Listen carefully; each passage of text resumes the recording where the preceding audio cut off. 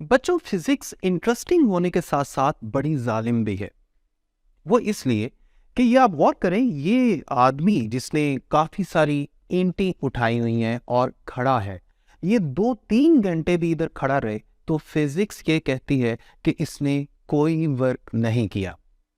इसी तरह अगर आप जो बड़ी मेहनत से अपना लेसन प्रिपेयर कर रहे हैं और याद कर रहे हैं, अपने ब्रेन को यूज कर रहे हैं, आप तो अपने घर वालों को ये कहते हैं कि मैं काम कर रहा हूं या काम कर रही हूं, लेकिन फिजिक्स ये कहती है कि आप कोई काम नहीं कर रहे।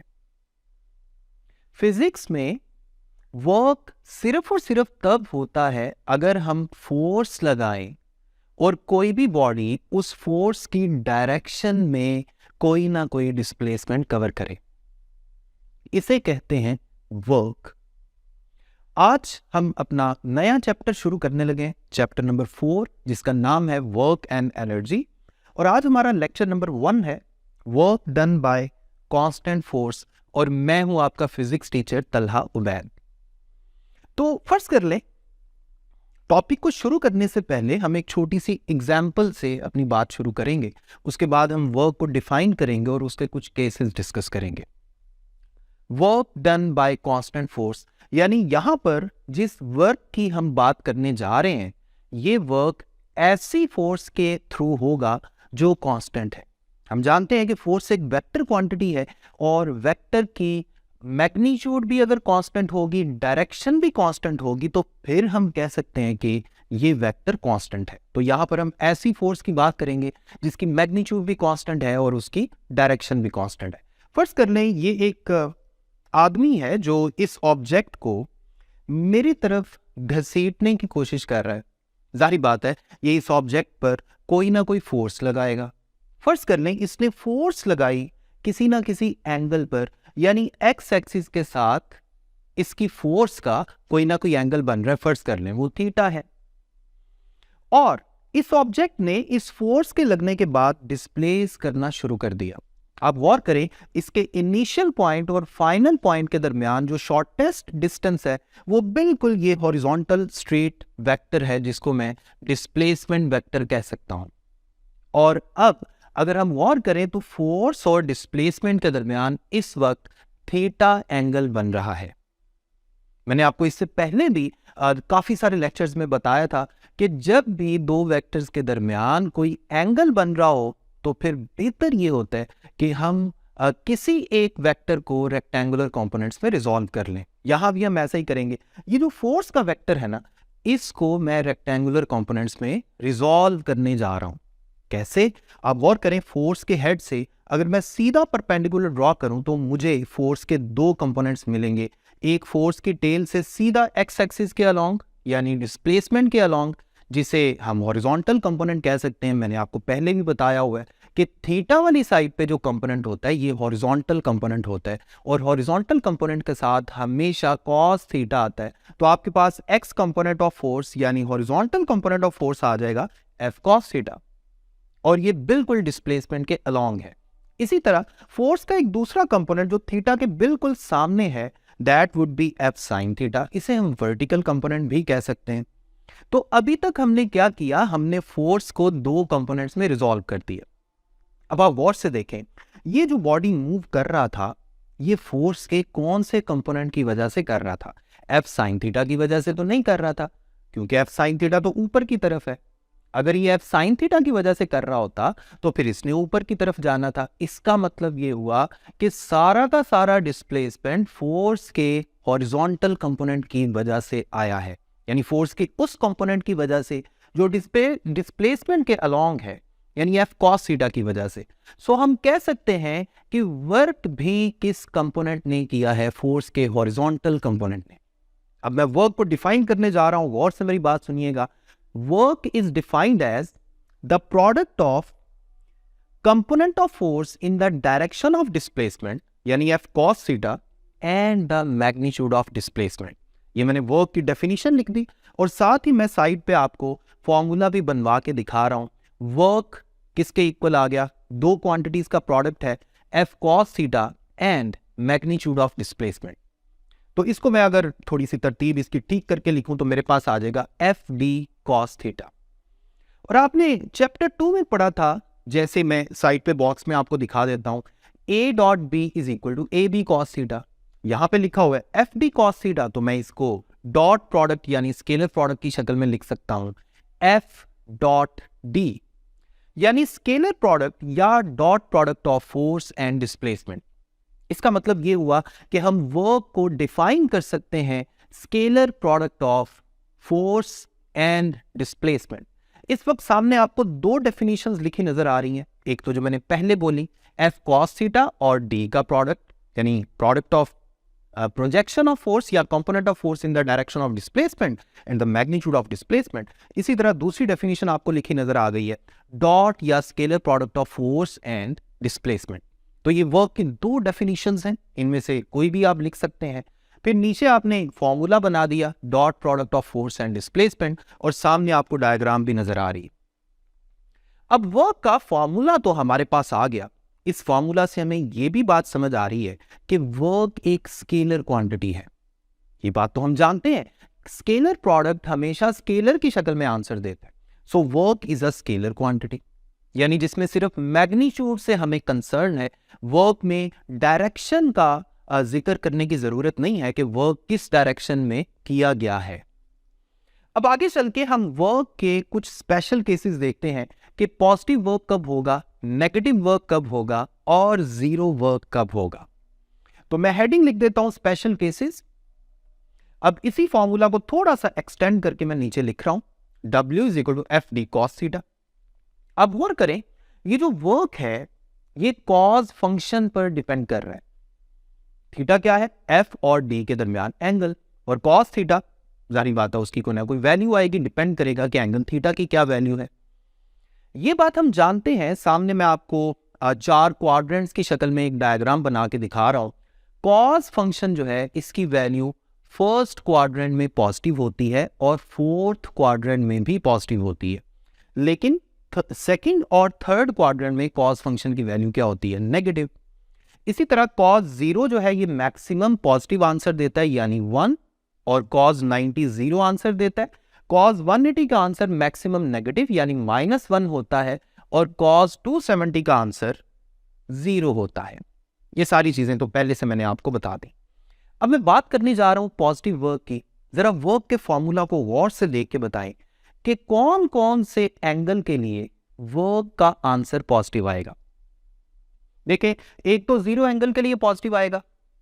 एक 0 और 90 के दरमियान में कोई भी एंगल हो, जारी बात है हम फर्स्ट क्वाड्रेंट की बात कर रहे हैं, इसके लिए भी वर्क का आंसर क्या आएगा, पॉजिटिव आएगा, क्योंकि कॉस थीटा का आंसर पॉजिटिव होगा। इसी तरह वर्क का आंसर पॉजिटिव फोर्थ क्वाड्रेंट के लिए भी आएगा, 270 से लेकर 360 तक। 360 और 0 का एक ही मतलब है। तो मैं यहां पर एंगल्स की कुछ रेंजेस लिख रहा हूं। वर्क का आंसर पॉजिटिव किस रेंज के लिए आएगा, आप लिख सकते हैं if theta is greater then 0 and less than 90, इसके लिए वर्क का आंसर पॉजिटिव आएगा। इसी तरह साथ एक और भी एंगल की रेंज हम मेंशन कर देते हैं, फोर्थ क्वाड्रेंट वाली। अगर थीटा की वैल्यू 270 से ज्यादा और 360 से कम हो, फिर भी वर्क का आंसर पॉजिटिव आएगा। इसके अलावा वर्क का आंसर पॉजिटिव 2 मजीद एंगल्स पे आ रहे हैं। वो कौन से एंगल्स हैं? आप उनको एक ही एंगल कह सकते हैं, क्योंकि 0 या 360 का एक ही मतलब होता है। तो मैं यहां पर 0 भी मेंशन कर देता हूं और 360 भी मेंशन कर देता हूं। तो इसलिए अब इस रेंज को थोड़ा सा हम अमेंड कर लेते हैं। किस तरह से अमेंड करना है कि थीटा इज ग्रेटर और equal to 0 but less than 90। इसी तरह theta is greater than 270 but less और इक्वल टू 360। तो ये सारी रेंज है जिसके लिए कॉस फंक्शन का आंसर पॉजिटिव होगा, तो हम कह सकते हैं वर्क भी पॉजिटिव होगा। एक और बात मैं आपको शुरू से ही बता दूं, वर्क का आंसर याद रखें अगर पॉजिटिव होगा ना, मैं सामने एक छोटा सा पॉइंट आपको लिखवा देता हूं, तो ये बात याद रखें कि ऑब्जेक्ट की काइनेटिक एनर्जी में इजाफा होगा। इसकी रीजन आगे चल के एक टॉपिक हम पढ़ेंगे वर्क एनर्जी थ्योरम, उसमें आपको बहुत अच्छे से समझ आ जाएगी। अभी जस्ट मैं आपको एमसीक्यूज के लिए ये छोटा सा पॉइंट बता रहा हूं। अब हम ऐसा करते हैं, पॉजिटिव वर्क की हेडिंग के नीचे एक सब हेडिंग लिख लेते हैं maximum positive work. Maximum positive work किस एंगल पर आएगा, चाहे आप थीटा को 0 कह दें या 360 कह दें, क्योंकि दोनों एंगल्स के लिए कॉज फंक्शन का आंसर मैक्सिमम पॉजिटिव यानी +1 होता है। तो अगर मैं इसको फॉर्मूला में पुट करूं तो आपके पास W = FD, कॉज ऑफ 0 करें या कॉज ऑफ 360 करें, कॉज फंक्शन की जगह +1 आ जाएगा। तो आपके पास वर्क किसके इक्वल आ गया, F × D, यानी product of magnitude of force and displacement. ये है आपके पास मैक्सिमम पॉजिटिव वर्क। तो मैक्सिमम पॉजिटिव वर्क को मैंने बॉक्स में लिख दिया, थोड़ा सा हाईलाइट करके लिख दिया, और ये भी आपको पता चल गया कि मैक्सिमम पॉजिटिव वर्क किस एंगल पर आता है। अब हम बात करते हैं पॉजिटिव वर्क की, कोई एग्जांपल ले लेते हैं जी। एग्जांपल्स ऑफ पॉजिटिव वर्क बड़ी ही सिंपल और आसान तरीन एग्जांपल है कि आप गाड़ी पे जा रहे हैं, आपने गाड़ी में एक्सेलरेशन पे पावर रखा, एक्सेलरेटर पे पावर रखा, जिसकी वजह से गाड़ी तेज होना शुरू हो गई। तो इसका मतलब क्या है कि इस गाड़ी पर जो रिजल्टिंग फोर्स है, जिसकी वजह से ये गाड़ी आगे की तरफ जा रही है, वो भी फॉरवर्ड डायरेक्शन में है, डिस्प्लेसमेंट भी गाड़ी का फॉरवर्ड डायरेक्शन में है। तो हम कह सकते हैं कि फोर्स और डिस्प्लेसमेंट के दरमियान इस वक्त कितना एंगल है, 0, और इस वक्त कौन सा वर्क हो रहा है, मैक्सिमम पॉजिटिव। तो ये तो थी मैक्सिमम पॉजिटिव वर्क की एक छोटी सी एग्जांपल। अब हम चलते हैं स्पेशल केसेस में से सेकंड केस की तरफ, and that is negative work.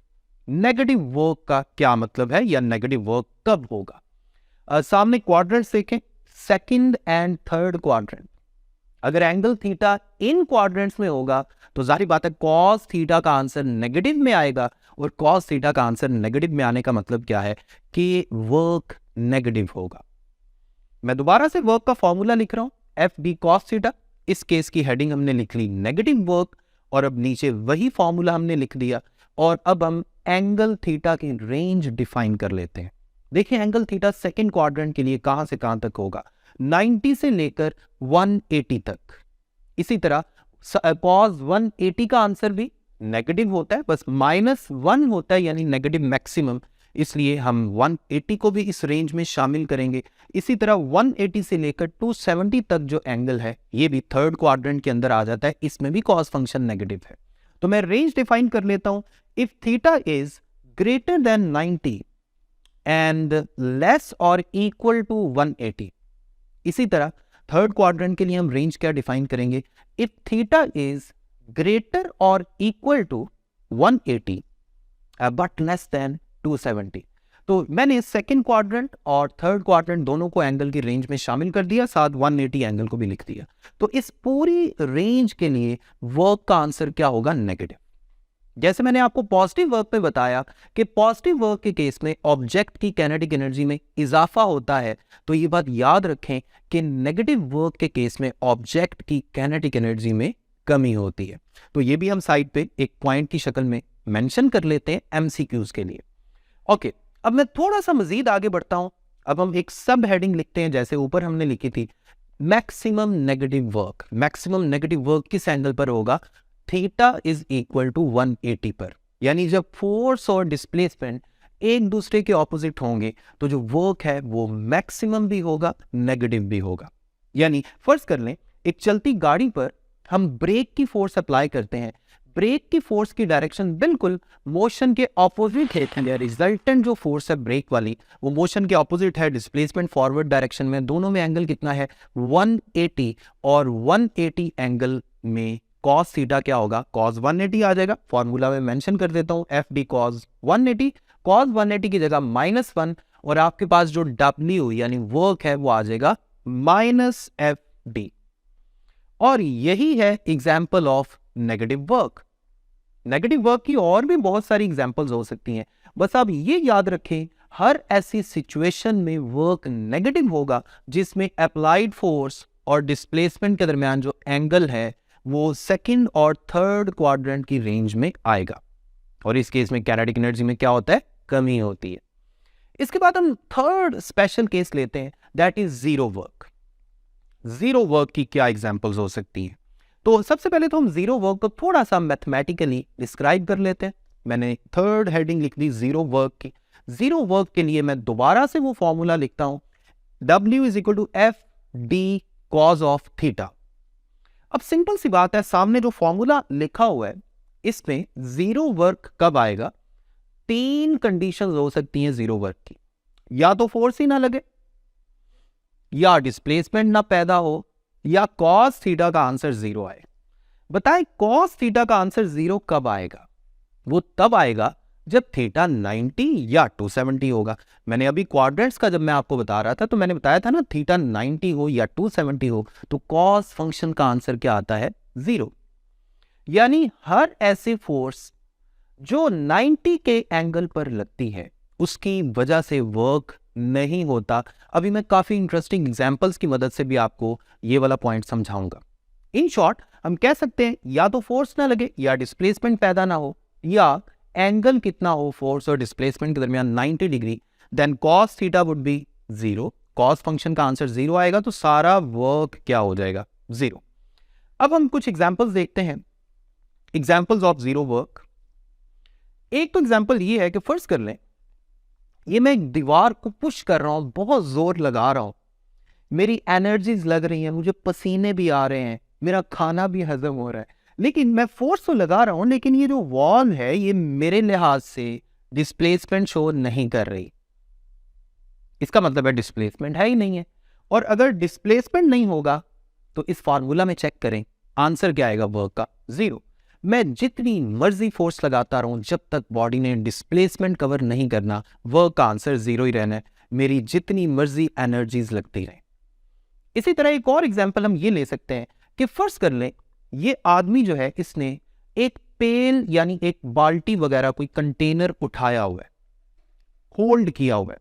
एक बात तो मैं आपको ये बता दूं, किसी भी ऑब्जेक्ट को होल्ड करने का मतलब ये होता है कि हम उस ऑब्जेक्ट पर ऊपर की तरफ फोर्स लगा रहे हैं। इस आदमी को थोड़ी देर रोकते हैं, मैं आपको होल्ड करने का मतलब थोड़ा सा बता देता हूं। देखिए फर्ज कर लें ये ऑब्जेक्ट है जो मेरे हाथ पे आपको नजर आ रहा है, इस ऑब्जेक्ट का वेट वर्टिकली डाउनवर्ड लग रहा है, ठीक है, जो एरो की मदद से मैं आपको दिखा रहा हूं। अगर मैं इसको छोड़ देता हूं तो ये ऑब्जेक्ट अपने इसी वेट की फोर्स की वजह से नीचे जमीन पे चला जाएगा। लेकिन अगर मैं चाहता हूं कि ये ऑब्जेक्ट नीचे ना गिरे तो मुझे इसके वेट के इक्वल और ऑपोजिट डायरेक्शन में यानी अपवर्ड डायरेक्शन में मुसलसल फोर्स लगानी पड़ेगी ताकि ये ऑब्जेक्ट नीचे ना गिरे और मैं इसे इधर ही होल्ड कर लूं। यानी किसी ऑब्जेक्ट को होल्ड करने का मतलब यह है उसको नीचे गिरने से बचाना। और जब हम किसी ऑब्जेक्ट को होल्ड कर रहे होते हैं तो इनफैक्ट हम क्या कर रहे होते हैं, हम उसके वेट के इक्वल और ऑपोजिट फोर्स लगा रहे होते हैं, यानी अपवर्ड डायरेक्शन में एक फोर्स लगा रहे होते हैं ताकि ये ऑब्जेक्ट इसी जगह पर रहे। तो सेम यही काम ये आदमी कर रहा है, इस बाल्टी को होल्ड करते हुए इसने एक फोर्स लगाई हुई है अपवर्ड डायरेक्शन में, और अगर ये होल्ड करते हुए बाल्टी को आगे की तरफ मूव करेगा, चाहे मेरी तरफ मूव करवा दे, किसी भी डायरेक्शन में अगर ये मूव करेगा यानी फॉरवर्ड डायरेक्शन में, अब गौर करें जिस डायरेक्शन में ये मूव कर रहा है डिस्प्लेसमेंट तो उस तरफ होगा और फोर्स ऊपर की तरफ है, दोनों में एंगल कितना है? 90 का। और जब एंगल 90 हो तो अभी थोड़ी देर पहले मैंने आपको बताया कि वर्क कितना होगा? जीरो। इसी तरह तीसरी एग्जांपल हम ये भी रख सकते हैं कि फर्ज कर लें ये आदमी, या चलें इस आदमी को छोड़ दे, मैं ही अपनी एग्जांपल ले लेता हूं। फर्ज कर लें मैंने एक रस्सी के साथ एक स्टोन बांधा हुआ है और इसको मुसलसल मैं ऐसे घुमा रहा हूं, ऐसे मुसलसल मैं घुमा रहा हूं। जब मैं रस्सी के साथ स्टोन को बांध के इस तरह मुसलसल घुमाता रहूंगा ना, तो एक्चुअल में मैं क्या कर रहा हूं, मैं इस स्टोन को सर्कल में घूमने के लिए एक सेंट्रीपिटल फोर्स प्रोवाइड कर रहा हूं। और उस सेंट्रीपिटल फोर्स की डायरेक्शन पता क्या होती है? Towards the centre of circle, यानी इस सर्कल के सेंटर की तरफ। और अगर मैं इसके डिस्प्लेसमेंट की बात करूं तो याद रखें इसका displacement tangent to the circle होगा। जैसे इस वक्त अगर स्टोन यहां पे है तो टेंजेंट के अलोंग इस तरह, अगर स्टोन वहां पे है तो टेंजेंट के अलोंग इस तरफ। अब गौर करें स्टोन किसी भी पोजीशन पे हो, सेंट्रीपिटल फोर्स जिसकी direction towards the centre of circle है और टेंजेंट, इनके दरमियान कितना एंगल है? 90। इसका मतलब है सेंट्रीपिटल फोर्स और डिस्प्लेसमेंट के दरमियान कितना एंगल है? 90। और जब एंगल 90 हो तो वर्क कितना होता है? Zero work. So centripetal force भी जीरो वर्क करती है। ये भी एक एग्जांपल हो गई। एक चौथी एग्जांपल हम ये रख लेते हैं कि फर्ज कर लें ये एक गाड़ी है जिसका इंजन तो स्टार्ट है, यानी जो ड्राइवर बैठा है उसने बड़े मजे से उसको स्टार्ट रखा हुआ है, लेकिन उसको चला नहीं रहा।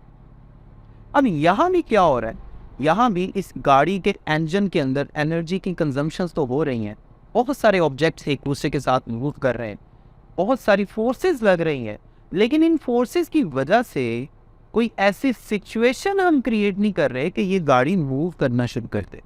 इसका मतलब है डिस्प्लेसमेंट जीरो है। और अगर यहाँ पर डिस्प्लेसमेंट जीरो है तो अगेन वही वर्क के फॉर्मूला के मुताबिक डिस्प्लेसमेंट अगर जीरो है तो वर्क भी जीरो होगा। इसके अलावा एक पांचवी एग्जाम्पल भी हम रख सकते हैं। फर्ज कर लें ये दो आदमी हैं, ये दोनों आदमी एक दूसरे से गप्पे लगा रहे हैं। एक बंदे ने एक बैग उठाया हुआ है ग्रोसरीज का, उसमें कुछ रूटीन की चीजें हैं घर में यूज करने के लिए। उस बैग को होल्ड करते हुए उसने मुसलसल फोर्स लगाई हुई है। जैसे मैंने पहले आपको बताया कि किसी भी ऑब्जेक्ट को होल्ड करने के लिए मुसलसल फोर्स लगानी पड़ती है, यहां पर भी इस फोर्स की डायरेक्शन क्या होगी, अपवर्ड डायरेक्शन में। अब ये दोनों आदमी एक दूसरे से गप्पे लगा रहे हैं, मुसलसल चुगलियां कर रहे हैं, पता नहीं कौन कौन सी गप्पे लगा रहे हैं, लेकिन यहां पर फोर्स तो लग रही है, लेकिन डिस्प्लेसमेंट यहां पर भी नहीं हो रहा, क्योंकि ये जो पर्सन है ये इधर ही खड़ा है, इसने डिस्प्लेसमेंट नहीं किया। फोर्स लगा रहा है, एनर्जी लग रही है, खाना हजम हो रहा है, पसीने आ रहे हैं, लेकिन वर्क नहीं हो रहा। सो हम कह सकते हैं कि यहां भी जीरो वर्क हो रहा है। तो आप जीरो वर्क की ढेर सारी एग्जांपल्स जो है वो सोच सकते हैं, जिसमें कुछ एग्जांपल्स मैंने यहां आपको बताई कि चाहे फोर्स जीरो हो, चाहे डिस्प्लेसमेंट जीरो हो, चाहे फोर्स और डिस्प्लेसमेंट एक दूसरे के परपेंडिकुलर हो, हर ऐसी सिचुएशन में वर्क जीरो आएगा। अब हम थोड़ा सा एक और पर्सपेक्टिव में देखते हैं इस वर्क को। सबसे पहले तो वर्क का ऐसा यूनिट डिफाइन कर लेते हैं। वर्क का यूनिट आप बना सकते हैं बड़े आसानी से। वर्क का फॉर्मूला लिख लेते हैं, ऊपर मैंने हेडिंग लिख दी ऐसा यूनिट ऑफ वर्क। ये बात याद रखें, ऐसा यूनिट ऑफ वर्क जो है एक साइंटिस्ट के नेम से है जिसका नाम था जूल, JOULE। वर्क का ऐसा यूनिट है जूल। अब इस जूल को हम डिफाइन करने के लिए वर्क का फॉर्मूला देखेंगे, W=F×D या dot product of force and displacement. अब बड़ी आसानी से आप इसको डिफाइन कर सकते हैं कि अगर एक ऑब्जेक्ट जिस पर 1 न्यूटन फोर्स लगती है, उसको हम उस फोर्स की डायरेक्शन में 1 मीटर का फासला कवर करवा दें, फोर्स की जगह न्यूटन आ गया, डिस्प्लेसमेंट की जगह मीटर आ गया, तो जो वर्क होगा वो कितना होगा, 1 joule. So 1 joule is the work done by a force of 1 Newton on an object to displace that object in the direction of force up to a distance of 1 meter। यानी displacement भी 1 metre, force भी 1 Newton, और जो object है वो force की direction में move करना चाहिए, तो फिर हम कहेंगे दिस वर्क इज 1 जूल। अब मैं ये चाह रहा हूं कि हम ग्राफ की मदद से भी वर्क कैलकुलेट करें। क्या हम ग्राफ की मदद से भी वर्क कैलकुलेट कर सकते हैं? बिल्कुल कर सकते हैं। यहां पर मैं एक हेडिंग लिखता हूं, work done from the graph. तो सबसे पहले तो ये बात याद रखें कि अगर हमने ऑब्जेक्ट के ऊपर जो वर्क हो रहा है मुसलसल, उसको ग्राफ की मदद से कैलकुलेट करना है, तो हमने दो क्वांटिटीज के दरमियान ग्राफ ड्रॉ करना है, एक फोर्स और एक डिस्प्लेसमेंट। यहां पर y एक्सिस पे मैं फोर्स लिख लेता हूं और x एक्सिस पर डिस्प्लेसमेंट लिख लेता हूं। और फर्ज कर लें इस केस में, अभी जो पहला पॉइंट है यहां पर मैं केस नंबर 1 कह देता हूं, इस केस में फर्ज कर लें फोर्स और डिस्प्लेसमेंट के दरमियान 0 एंगल था। कितना एंगल था? 0 एंगल। और चूंकि ये कांस्टेंट फोर्स वाला केस हम डिस्कस कर रहे हैं, इस टॉपिक का नाम ही है work done by constant force, तो ये फोर्स तो कांस्टेंट है। फर्ज कर लें फोर्स की कोई ना कोई वैल्यू थी जो मुसलसल लग रही थी और ऑब्जेक्ट जो है वो मुसलसल डिस्प्लेस हो रहा था, तो हमारे पास ये ग्राफ कैसा आएगा? ये याद रखें, हॉरिजॉन्टल स्ट्रेट लाइन आएगा। फोर्स और डिस्प्लेसमेंट सेम डायरेक्शन में है इस वक्त इस केस में, और कांस्टेंट फोर्स लग रही है, तो आप गौर करें ग्राफ बिल्कुल हॉरिजॉन्टल स्ट्रेट लाइन आया, क्योंकि फोर्स की मैग्नीट्यूड में ना तो इजाफा हो रहा है ना कमी हो रही है, लेकिन डिस्प्लेसमेंट कवर होता जा रहा है। फर्ज कर लें हमने किसी इनिशियल पॉइंट से शुरू किया और फाइनल पॉइंट पे आके हम रुक गए। अब हम चाहते हैं कि टोटल वर्क कैलकुलेट करें। तो टोटल वर्क निकालने का एक बड़ा आसान तरीका है कि ये जो ग्राफ आया ना, इसके नीचे नीचे जो एरिया है इसको मेजर कर लिया जाए। मैं इसको साबित कर देता हूं कैसे। अब गौर करें, इस ग्राफ के नीचे का अगर एरिया हम लें, एरिया अंडर FD ग्राफ, तो ये आपको एक शेडेड रीजन नजर आ रहा है, और ये असल में एक रेक्टेंगल की शक्ल बनती हुई नजर आ रही है, जिसमें जो हाइट है वो फोर्स को जाहिर कर रही है और इसकी जो विड्थ या इस तरफ की जो लंबाई है मेरी साइड की, ये डिस्प्लेसमेंट को जाहिर कर रही है। अगर आप इस रेक्टेंगल का एरिया निकालें, मैं साइड पे लिख भी देता हूं, एरिया ऑफ रेक्टेंगल या area under F D graph is equal to area of rectangle. तो इस रेक्टेंगल का एरिया क्या होगा? लंबाई ज़रब चौड़ाई, लेंथ की जगह एफ आ गया, विड्थ की जगह डी आ गया, दोनों को मल्टीप्लाई कर दिया, आपके पास क्या बन गया? F D. और एफ डी जरा गौर करें, ये कौन सा वर्क था? ये मैक्सिमम पॉजिटिव वर्क था। और मैक्सिमम पॉजिटिव वर्क किस एंगल पर आता है? जीरो एंगल पर। इसीलिए मैंने कहा था कि फर्ज कर लें इस वक्त फोर्स और डिस्प्लेसमेंट के दरमियान कितना एंगल है? जीरो एंगल है। इसका मतलब है एक बात तो साबित हो गई कि area under F D graph gives us work. अब यही चीज हम एक दूसरे केस पे भी बड़ी आसानी से साबित कर सकते हैं, और वो क्या है कि अगर केस 2 में यहां पे लिख देता हूं heading, if theta is not equal to zero. जारी बात है हमेशा थीटा जीरो तो नहीं होगा। जैसे मैंने अभी टॉपिक को शुरू किया था तो मैंने कहा था फोर्स और डिस्प्लेसमेंट के दरमियान कोई ना कोई एंगल है। अब थीटा जीरो नहीं है, तो ये बात याद रखें। अब हम ग्राफ ड्रॉ करेंगे फोर्स के हॉरिजॉन्टल कंपोनेंट, यानी अब वाई एक्सिस पे एफ कॉस थीटा और एक्स एक्सिस पे डिस्प्लेसमेंट लेंगे। और अब भी जो ग्राफ है वो हॉरिजॉन्टल स्ट्रेट लाइन ही आएगा, क्योंकि इस वक्त फिलहाल फोर्स क्या है? कांस्टेंट। फोर्स की मैग्नीट्यूड भी कांस्टेंट है, डायरेक्शन भी कांस्टेंट है, यानी थीटा एंगल भी मुसलसल सेम रह रहा है, फोर्स की मैग्नीट्यूड भी सेम रह रही है, तो अभी भी ग्राफ हॉरिजॉन्टल स्ट्रेट लाइन ही आएगा। इसका अगर मैं area under the graph measure करूंगा तो इसमें भी एक साइड की लेंथ आपको d नजर आ रही है और दूसरी साइड की लेंथ यानी जो हाइट है वो आपको f cos थीटा नजर आ रही है। अब इस रेक्टेंगल का अगर मैं एरिया मेजर करता हूं तो ये भी लेंथ इंटू विड्थ करके वैसे ही आ जाएगा, लेकिन ये फॉर्मूला जनरल शक्ल में आपको नजर आ रहा है f cos theta into D, जिसकी तरतीब सही करके हम लगा सकते हैं f d cos थीटा, और इसे भी हम क्या कहेंगे? वर्क। सो एक सिंपल सा जनरल रूल बन गया that area under F D graph gives us work. That's it. उम्मीद करता हूं कि आज के लेक्चर की बहुत अच्छी समझ आ गई होगी। अगले लेक्चर तक अपना ख्याल रखें, मुझे अपनी दुआ में याद रखें। अल्लाह हाफिज़।